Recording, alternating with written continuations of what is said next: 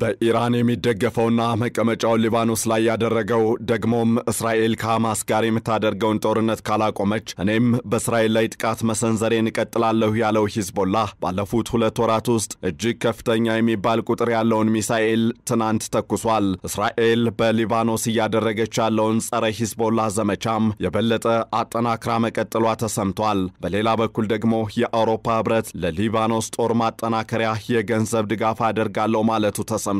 እነዚህንና ሌሎች ተያያዥ ጉዳዮችን በዛሬው ዓለም አቀፍ ትንታኔያችን እንመለከታለን። ከትንታኔ ዘገባው ጋር ታሪኩ ጋሹ ነኝ። ሐማስ በአውሮፓውያኑ ኦክቶበር 7 በእስራኤል ላይ የፈጸመውን ጥቃት ተከትሎ እየተካሄደ ያለው ጦርነት ጋዛን ወደ ፍርስራሽነት ቀይሮ አድማሱን በይፋ ወደ ሐማስ አጋር ሂዝቦላህ መቀመጫ ሊባኖስ ካሰፋ ወራት ተቆጥረዋል። እናም ሂዝቦላህ ሐማስ ላይ ወደምትተኩሰው እስራኤልም አጋርነቱን ለሐማስ ለማሳየት ወደ ግዛቶቿ የሚተኩሰውን ሂዝቦላህ ለማጥፋት አንዳቸው ባንዳቸው ላይ የሚሰነዝሩት ጥቃት ተባብሶ ቀጥሏል። ከዚህ ጋር በተያያዘ ባለፉት 2 ቀናት ማለትም ትናንት እሁድና ከትናንት በስቲያ ቅዳሜ ዕለት የእስራኤልና ሂዝቦላህ ፍልሚያ ባለፉት 2 ወራት ውስጥ ከፍተኛ ውጥረት የነገሰበትና በሁለቱም በኩል ውድመቶችና ሰብአዊ ኪሳራዎች የተስተናገዱበት ሆኗል።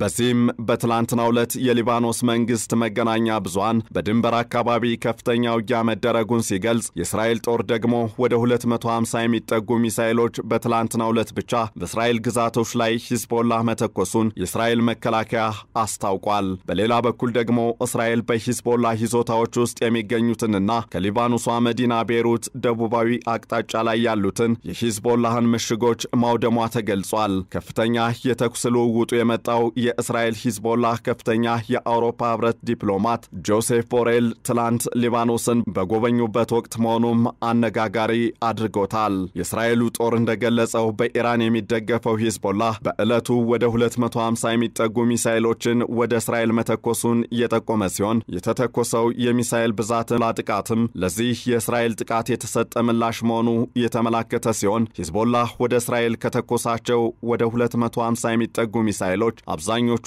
በእስራኤል የአየር ላይ መከላከያ ሲመክኑ ሌሎቹ ግን በማዕከላዊ እስራኤል ውስጥ በሚገኙ ቤቶች ላይ ጉዳት አድርሰዋል መባሉ ተሰምቷል። ይህንን ተከትሎም የእስራኤል መከላከያ በትናንትናው ዕለት በቤይሩት አቅራቢያ በሚገኙ የሂዝቦላህ 12 ማዘዣዎችና ምሽጎች ላይ የማያዳግም እርምጃ መውሰዱ ተገልጿል። ባሳለፍነው ሳምንት በተደረጉት የተኩስ ልውውጦች ምክንያትም በቤይሩትና አካባቢዋ የሚገኙ ትምህርት ቤቶች በአካል የሚሰጠውን ትምህርት ማቋረጣቸው ተመላክቷል። ምናልባትም ትምህርት ቤቶቹ የሚዘጉት እስከ ቀጣዩ የፈረንጆቹ አዲስ ዓመት መጀመሪያ አካባቢ ሊሆን እንደሚችል የተለያዩ መረጃዎች እየጠቆሙ ይገኛሉ።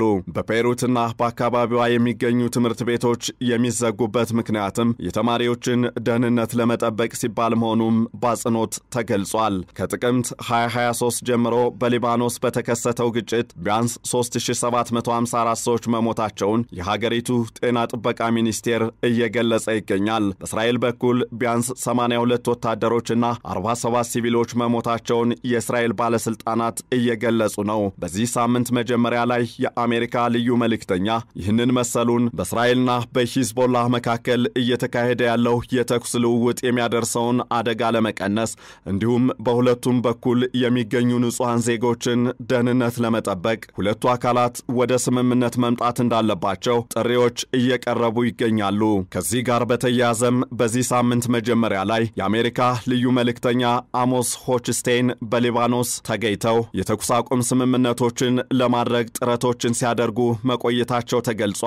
ልዩ መልእክተኛው አሞስ ሆችስቴን የእርቅ ስምምነት ቁልፉ ያለው በእኛ እጅ ላይ ነው፣ ስለዚህም የተኩስ አቁም ስምምነት ለማድረግ ቁጭ ብላችሁ መምከር ይኖርባችኋል ሲሉ መግለጻቸው ተሰምቷል። ከዚህ ባሻገርም የአውሮፓ ህብረት ከፍተኛ ዲፕሎማት የሆኑት ጆሴፍ ቦሬል በሊባኖስ ተገኝተው የተኩስ አቁም ጥሪ እያቀረቡ ይገኛሉ።